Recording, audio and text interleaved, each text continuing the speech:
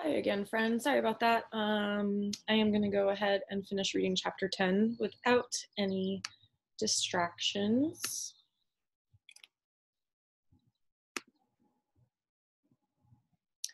Believe we stopped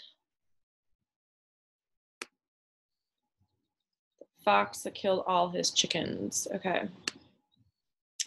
I rolled my right boot back and forth over a stone that was as round as a wicket ball. Near a year earlier, I'd been with the American troops who were captured by the British at Fort Washington.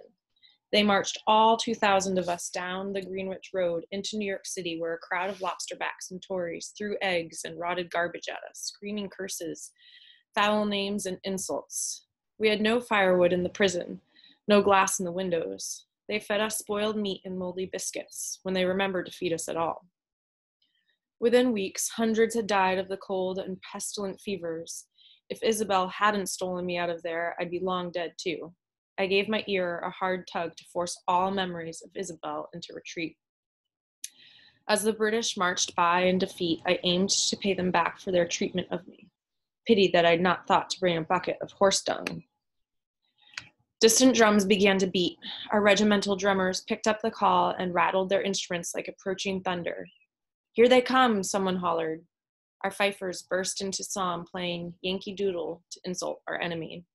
We all stood straight, muskets at our sides, forming a patriot gauntlet stretching as far as the eye could see.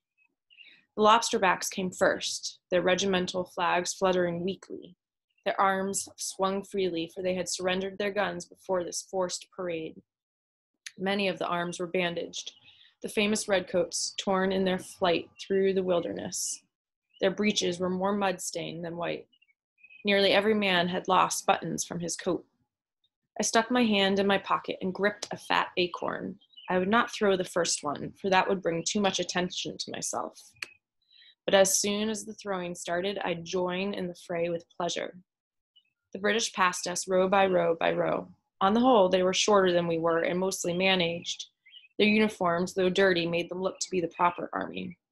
They moved as one body with thousands of arms and legs.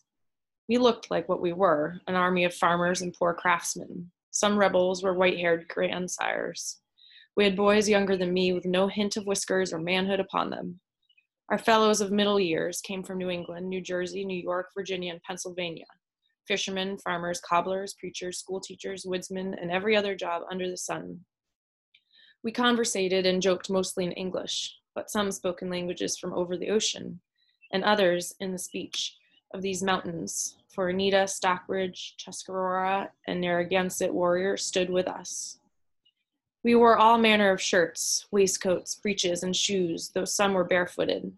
Looking down our lines, I saw every possible color of hair and dye, though some were missing an eye and others were bald-headed, as well as all colors of skin, from the darkest black of men born in Africa to the snow-white pallor of the Scotsman, and all shades in betwixt the two. The appearance of our army recalled the variations of the trees and leaves in the forest behind us.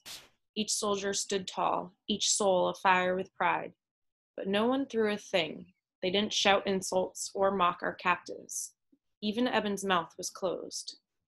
"Why is no one jeering?" I whispered. "We should shame them." "Uncle said we must give them honor," he said quietly.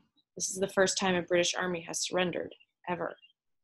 I tightened my fists of acorns. They had not honored us in the prisons of New York. Was not the point of war to beat the enemy, to make them feel the pain of losing? The drums and fifes ceased. Our ranks stood silent as walls of granite. The enemy continued to march, their boots shuffling along the dirt road.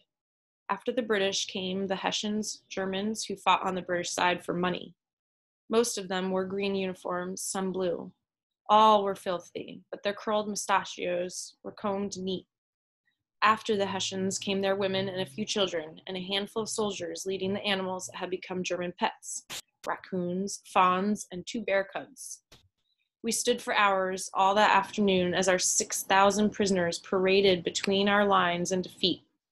I did not understand why, but I chose the course of honor. I stood shoulder to shoulder with the other patriots in a powerful silence. When all the prisoners had marched down to the clearing where they would be guarded until they were escorted to Boston, I took myself down to the river. The turtles were all hiding, so I threw my weapons at the last of the sun on the water. Okay, friends, looking forward to discussing chapters 9 and 10 with you tomorrow, Friday. Thanks for listening.